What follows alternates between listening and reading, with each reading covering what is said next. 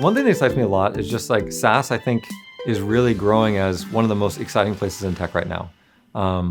When you look at the companies that have IPO'd recently, look at the companies being funded, there's just all these different verticals in SaaS that are incredibly valuable and distinct. It's not like there's going to be like one social company, or like one company for a given marketplace because of marketplace dynamics. There are definitely specialization areas in SaaS where one company is dominant and other companies aren't. But there's just so many different verticals and there's so many different ways to help businesses thrive that it's really exciting to like see all these grow up. It's also exciting that the tools for building SaaS companies are getting easier and more powerful with like cloud deployment, known PLG, techniques. And all that means that it's easier than ever to build a SaaS company. And what I really like about that is that I think SaaS companies, more than maybe other aspects of technology, really deliver value to people.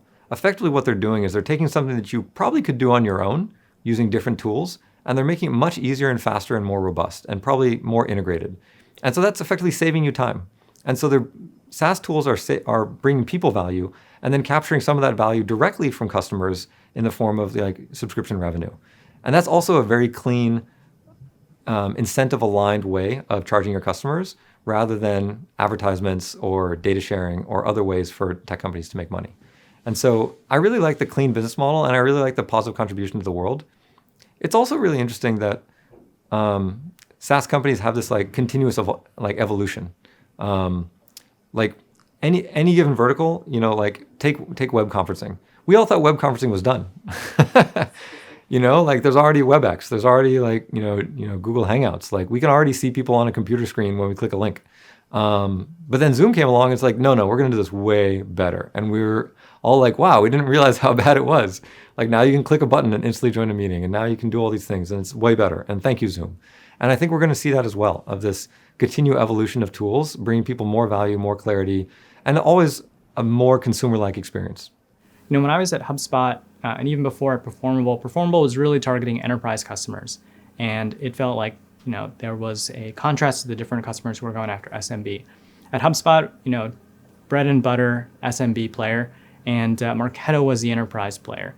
And it was always this dichotomy of, there's an SMB and there's an enterprise. Nowadays, we see companies like Envision, Segment, Amplitude, Drift, getting Slack and Zoom, in fact, too, getting both SMB customers, for free even, as well as, multi-million-dollar figure accounts. And that just wasn't something that existed 5 or 10 years ago. But it proves that you don't have to bifurcate the market in those two ways, that customers nowadays really want a product that meets their need, and that's what they care about. When I think about the SaaS or tech world and changes that I'm excited about, I think there's such interesting conversations that are taking place around marketing in particular. That pendulum is always swinging between demand generation and brand, product marketing efforts and growth efforts. And I see that we're starting to come to a place where it's less binary and we're thinking much more about how do those pieces fit together. And I think I see that leading to marketing having a slightly different role inside of the company. It's becoming less of a services function where it's just simply taking requests from people. And marketing is really emerging as the strategic driver for the business, not only in terms of customer acquisition and growth, but also helping think about business strategy and how that can be accomplished. The change I see in the SaaS world that I'm particularly excited about is more focus within marketing teams on retention and engagement. I think for a very long time, that was more of a product focus or a product marketing focus, and it wasn't seen from the lens of a marketer. I'm here. I'm a marketer who does retention, and I love seeing more folks in the industry with titles similar to my own. Not to toot our own horn, but I think diversity is getting a lot better in the tech world. Like we're actually 50% female at this point as a company, and we've still got some work to do in other areas in terms of sort of the executive makeup, et cetera. But as I look across the tech industry, I see a lot more diversity across all forms starting to show up, which is great.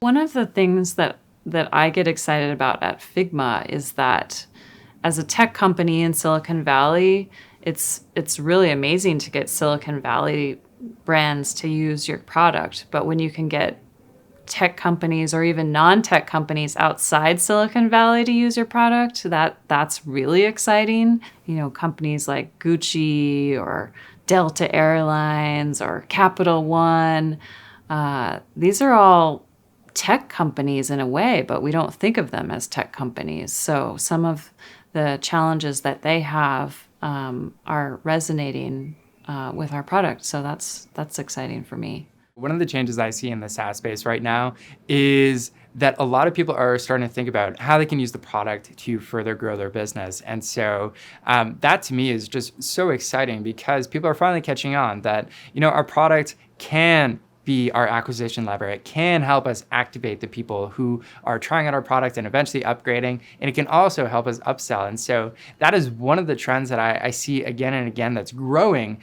And now people are starting to catch on that this whole product-led growth thing isn't just a new kind of term, it's just a new way of growing your business that can help you succeed. The change in the SaaS world that I'm very interested in at the moment is figuring out how to bridge that gap between product-led growth companies and how do you bring in sales in the most effective way.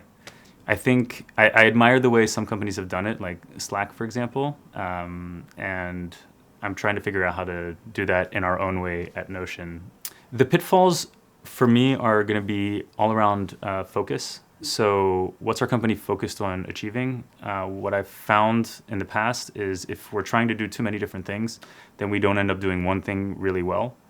I think Notion is a space that is already somewhat competitive and is going to become more and more competitive as we are more and more successful.